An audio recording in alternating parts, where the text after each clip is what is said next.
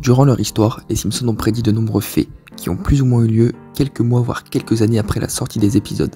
Parmi les plus célèbres, il y a la prédiction des événements du 11 septembre 2001, l'élection de Donald Trump à la tête des États-Unis et surtout la prédiction du coronavirus. Mais ces prédictions sont à prendre avec grande méfiance, car comme je l'ai expliqué dans ma vidéo prédiction coronavirus, la plupart sont tirés par les cheveux et les internautes prennent un malin plaisir à en inventer pour buzzer. Mais trêve de bavardage, nous sommes aujourd'hui ici pour parler de la terrible prédiction des Simpsons pour 2021.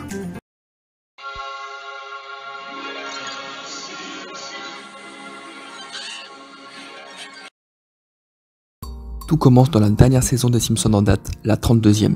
Cette dernière n'étant pas encore sortie en France, je n'ai donc pas vu en entier l'épisode dont je vais vous parler, mais j'en ai vu des extraits et j'ai lu le résumé de l'épisode.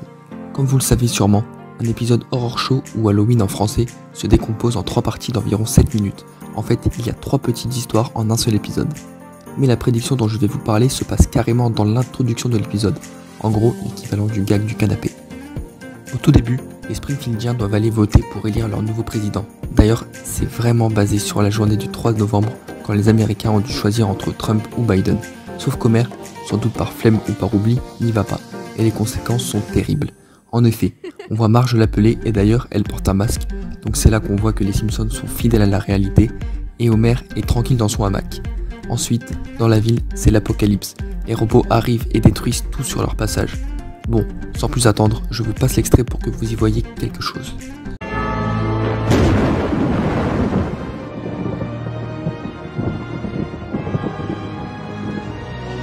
That's today?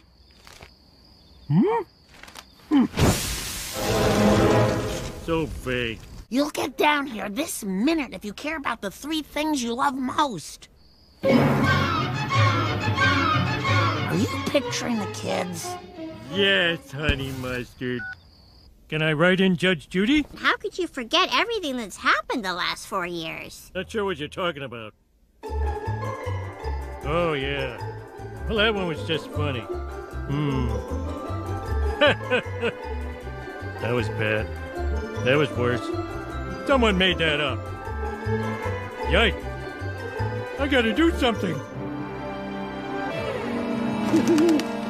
You slept all day? You didn't vote? Hey, how bad could it be?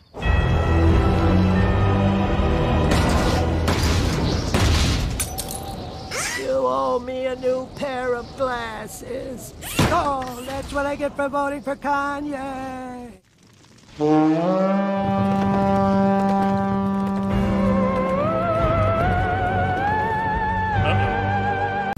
Voilà, j'espère que vous voyez mieux de quoi je parle maintenant.